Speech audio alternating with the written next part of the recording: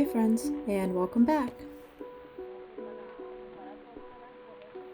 Here is my summary, review, and of course spoilers for A Court of Thorns and Roses.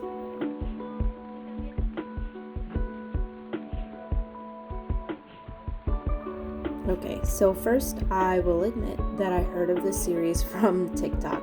I wasn't really sure what to expect, but I ended up devouring this book. Quick summary.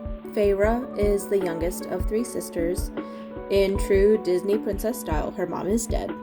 And yes, she has a father, but he's really emotionally and mentally absent. They grew up wealthy, but series of unfortunate events happen, and they lose their fortune and become destitute. Bitter, angry oldest sister is useless in their newfound poverty state, and romantic, lovely, but equally useless middle sister also contributes nothing to their survival. The family lives in a village that is close to a magical wall that separates humans and other mortal creatures from the fae and magical creatures, magic above and mortal below. This leaves Feyre as the sole provider for her family, and on a hunting trip, she ends up killing a fae wolf, which makes her indebted to, dramatically enter, an angry but romantic high fae Lord Tamlin. She's whisked away from her life of scavenging to the lush spring court where Tamlin resides. She struggles with her guilt of abandoning her family, even though she really didn't have a choice, while also learning about life above the wall and realizing that many of her fears were unfounded. No surprise, she and Tamlin fall in love.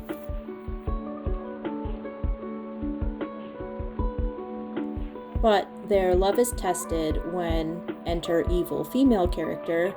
Amarantha whisks Tamlin away, and Feyre pursues them in hopes of rescuing her newly realized love interest.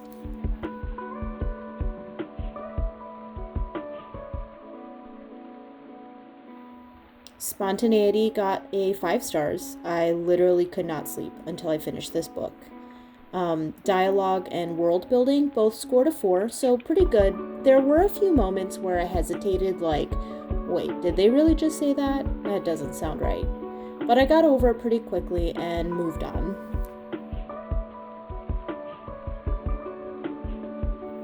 Plot got a 4.5. Just docked like us the slightest bit of a point because there was a moment in the first few chapters where I thought it was going to amount to something more, but it ended up not really being anything important.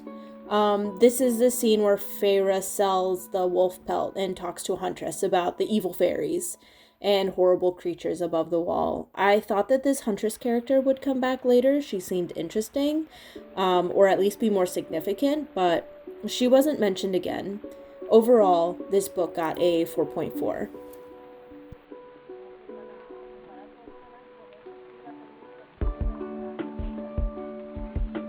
S J Maas really wrote this story in a way that took me into her world.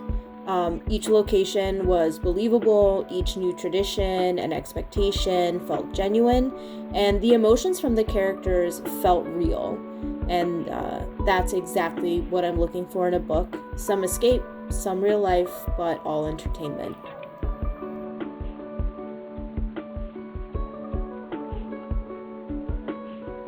But I will say that this book is definitely not for children, or I would say even young adults. I heard that this series was initially in the YA category, but that does not seem right to me. Maas does not do the fade to black romance scenes and does go into description. However, I wouldn't say that anything described is outlandish or unusual.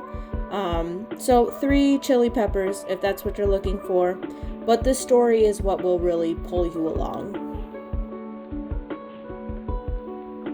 And I did want to share just one of my favorite lines from the book.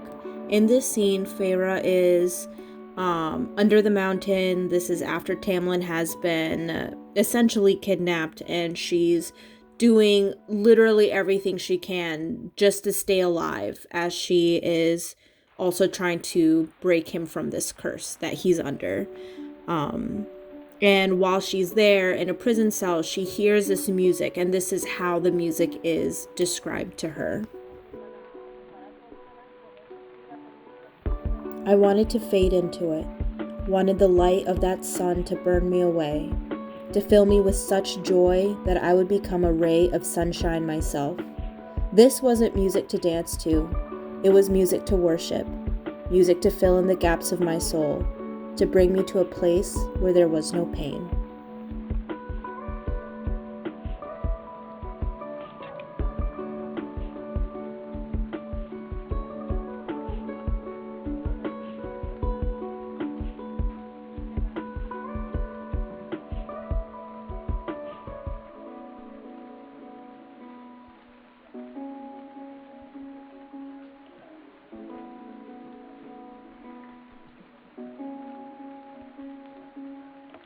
All in all, I loved this book, recommend it highly to adults.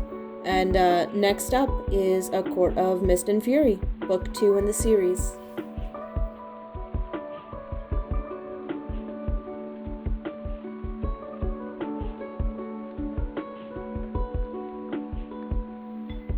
Thanks for watching. Bye, friends.